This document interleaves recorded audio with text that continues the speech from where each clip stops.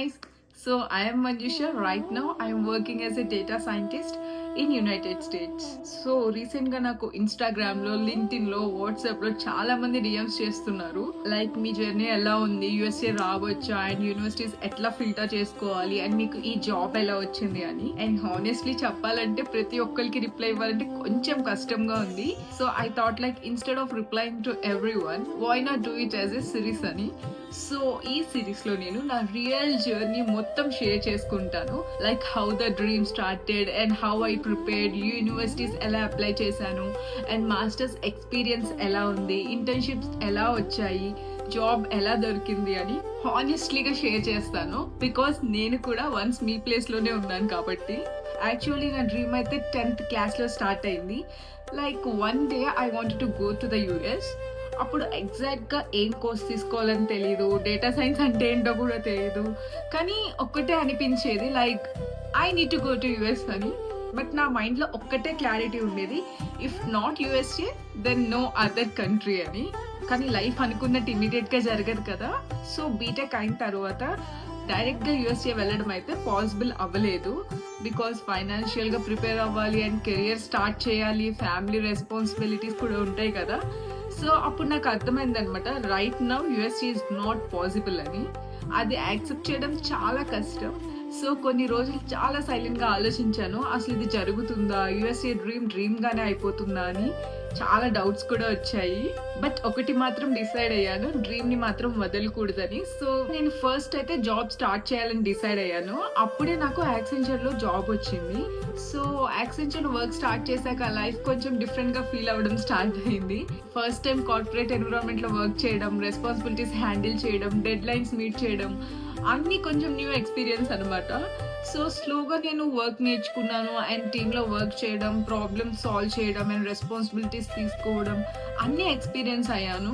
కానీ హానెస్ట్లీ చెప్పాలంటే యాక్సెంచర్లో వర్క్ చేస్తున్న టైంలో కూడా నాకు మాస్టర్స్ డ్రీమ్ మాత్రం అలానే ఉంది. కొన్ని రోజులైతే ఆఫీస్ నుంచి వచ్చాక కూడా ల్యాప్టాప్ ఓపెన్ చేసి యుఎస్ యూనివర్సిటీస్ వెబ్సైట్స్ అన్నీ చూస్తూ ఉండేదాన్ని అనమాట. సమ్ టైమ్స్ జస్ట్ క్యూరియాసిటీతో చూసేదాన్ని, బట్ సమ్ టైమ్స్ అయితే సీరియస్గానే రీసెర్చ్ చేసేదాన్ని. కానీ నా మైండ్లో మాత్రం ఒక్కటే థాట్ ఉండేది, లైక్ వన్ డే నేను యుఎస్ వెళ్ళాలి అని. అప్పుడు చాలా మంది నాకు సజెస్ట్ చేశారు like why not Canada, UK or Australia అని. ఇన్ఫ్యాక్ట్ నేను ట్రై చేశాను కూడా. But in the middle of the process of trying for Canada, UK and Australia, I questioned myself like, do you really want to go to abroad or do you really want to go to only USA? Then every time ఒకటే answer వచ్చేది, it was same, I just wanted to go to US అని. So నా decision అయితే same ఉంది, USA అయితే USA, లేకపోతే ఇంకా లేదని. సో ఫైనల్లీ ఒక స్టేజ్ వచ్చింది అనమాట. అప్పుడు నేను ఫీల్ అయ్యాను, maybe now I'm ready. Like ఫైనాన్షియల్గా కొంచెం స్టెబిలిటీ వచ్చింది అండ్ మెంటల్లీ కూడా రెడీ అయ్యాను. అప్పుడు నేను సీరియస్గా యూనివర్సిటీస్ రీసెర్చ్ చేయడం స్టార్ట్ చేశాను. లైక్ డిఫరెంట్ యూనివర్సిటీస్ చూశాను అండ్ డిఫరెంట్ కోర్సెస్ కంపేర్ చేశాను అండ్ స్కాలర్షిప్స్ చూసుకున్నాను. ఫస్ట్ అయితే నేను అట్లా ఫిల్టర్ చేసుకునే యూనివర్సిటీస్ అన్నీ అప్లై చేయడం స్టార్ట్ చేశాను. అట్లా స్టార్ట్ చేసిన కొన్ని రోజుల తర్వాత నాకు కొన్ని యూనివర్సిటీస్ నుంచి స్కాలర్షిప్స్ కూడా వచ్చాయన్నమాట. అప్పుడు నాకు అనిపించింది, ఓకే మేబీ నా డ్రీమ్ కూడా యాక్చువల్లీ పాసిబుల్ అవుతుంది అని. సో 10th క్లాస్లో స్టార్ట్ అయిన డ్రీమ్ స్లోగా రియాలిటీ అవుతుంటే ఆ ఫీల్ చాలా డిఫరెంట్గా అనిపించింది. ఈ జర్నీలో నేను ఒక ఇంపార్టెంట్ లెసన్ అయితే తెలుసుకున్నాను. సమ్ టైమ్స్ డ్రీమ్స్ ఇమీడియట్ గా జరగవు, కొన్నిసార్లు డిలే అవుతాయి. కానీ డిలే అవుతున్నాయి అంటే మాత్రం డ్రీమ్స్ క్యాన్సిల్ అయినట్టు కాదు. సమ్ టైమ్స్ లైఫ్ మనల్ని వేరే దానికి కూడా ప్రిపేర్ చేస్తుంది అని. సో ఇప్పుడు నేను వెనక్కి తిరిగి చూసుకుంటే నాకు అర్థమవుతుంది ఏంటంటే, యాక్సెంచర్లో వర్క్ చేసిన టైంలో కానీ, ఎక్స్పీరియన్స్ గెయిన్ చేసిన టైంలో కానీ, అది యాక్చువల్గా నన్ను ఈ యూఎస్ఏ జాబ్కి, ఈ ఇక్కడ స్టడీకి ప్రిపేర్ చేస్తుంది అని నాకు అర్థమైంది. సో మీ డ్రీమ్ డిలే అయిందని మాత్రం అస్సలు ఫీల్ అవ్వద్దు. సమ్ టైమ్స్ టైమింగ్ డిఫరెంట్ ఉంటుంది, బట్ డ్రీమ్ మాత్రం ఖచ్చితంగా పాసిబుల్ అవుతుంది.